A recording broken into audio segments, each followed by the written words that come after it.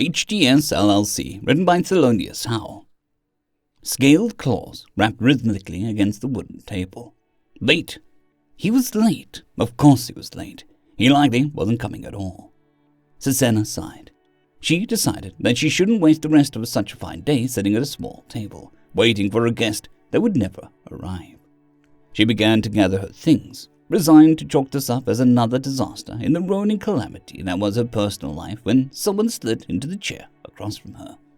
She looked up to find herself staring into the face of a human, the one that she had met through the agency, the one that had agreed to meet her here. "I'm so sorry I'm late," he began. "I was so excited I forgot to charge my pad, and then they were doing work on the tram line, which held me up, and I couldn't get in contact with you. I'm glad you're still here. I hope you weren't waiting too long." He actually showed up. This was a pleasant change of pace for Susanna. "Oh, not at all. Thank you for your apology." The human grinned at her. "Can I start by saying that you are absolutely stunning?" Susanna felt her tail stiffen with indignation. "Oh, sorry. Does that mean something different to you? I didn't get all the vocab down." This gave Susanna pause. Species without tails generally had a poor grasp of what could be conveyed with the appendages. Likewise, she had a hard time nailing down the subtleties portrayed in the gamut of expressions displayed by those with more pliable faces. "Wait, you know tail sign?" The human's eyes cast down to the table. No, not really. I got super excited when you agreed on to a date, and I asked a couple of my HISC co-workers to teach me the basics, just so that I could get a better read on the situation. I didn't want to ruin the vibe, but I feel that I'm already fumbling." Susanna hissed in amusement. "Not at all, in fact. I think that was very thoughtful of you. But back to your question, it may, depending on what you meant." The human fidgeted with his silverware a bit. "Well, I just meant that you're gorgeous. Like, your pictures don't remotely do you justice." Susanna felt herself flush. She had, in her life, never been referred to as more than middling, so to hear such a high praise was a boost to her ego. "You don't need to flatter me. I'm already glad that you're here." The human made an expression she couldn't quite place and said, "Well, it's not flattery when it's the truth. What do you mean that you're glad that I'm here? I feel like I'm the one who lucked out."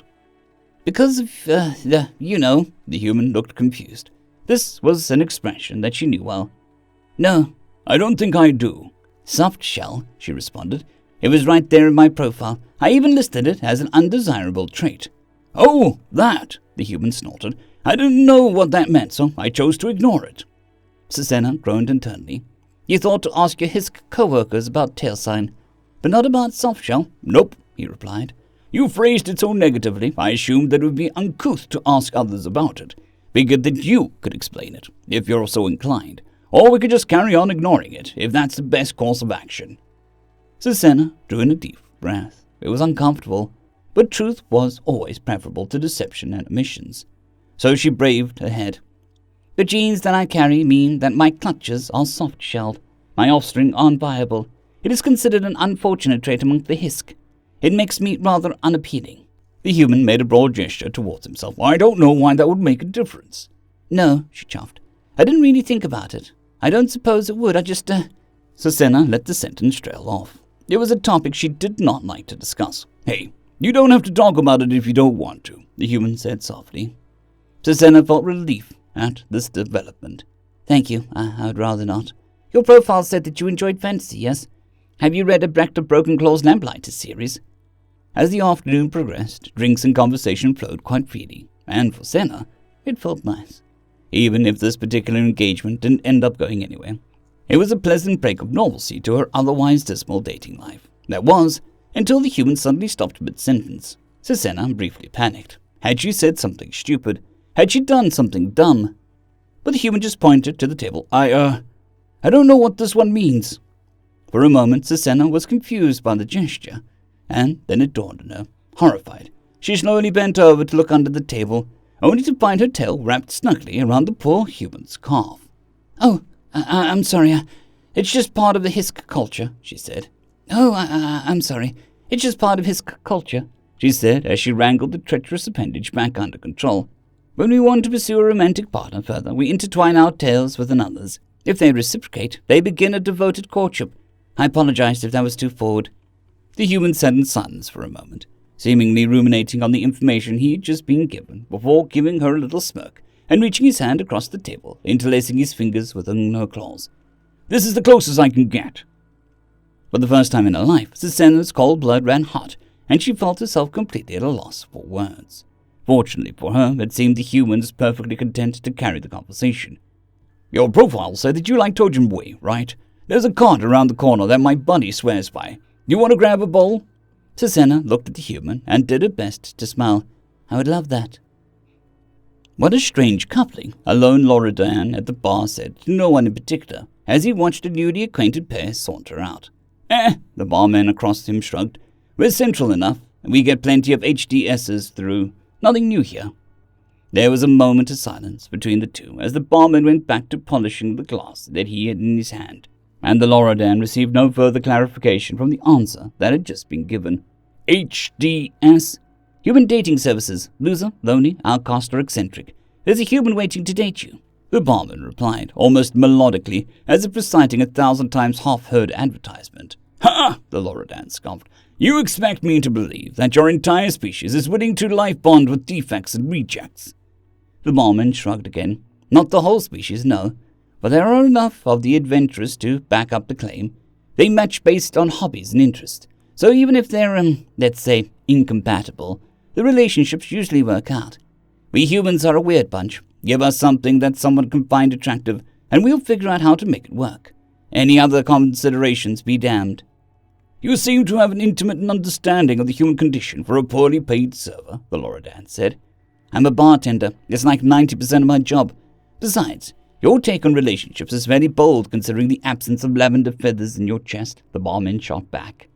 The Loredan shifted on his slightly too small stool. I simply have not found the appropriate mate.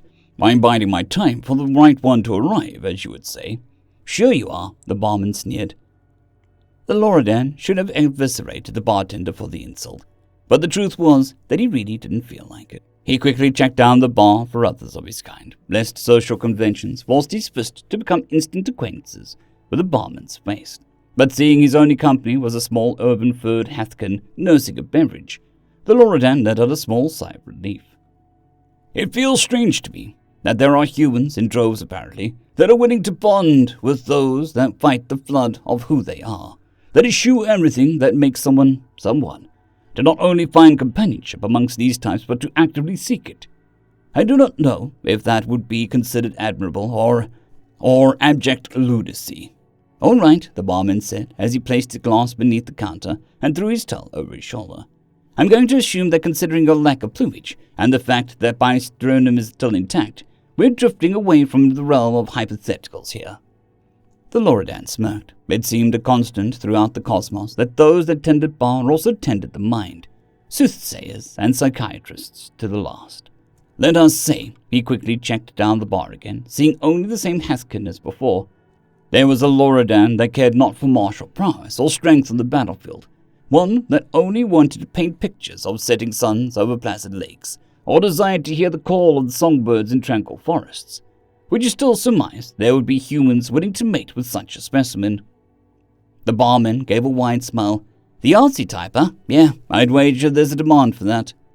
The Loredan scoffed again. I question your judgment of value. The barman crossed his arms. Buddy, you're basically an 8-foot-tall Bob Ross made of muscle.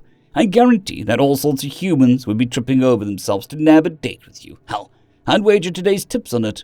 I doubt that you would be correct, the Loredan replied. The barman gave another smile. Oh yeah? Pull out your pad, big guy. I'll help you set up a profile. Down the bar, a pair of auburn ears perked up. End of story. I'd greatly like to thank our Tier 5 channel members, Casper Arnholtz, John Creighton, Manatharia, 050, Dragzoon WRE, and Elijah Silvercross. Thank you very much.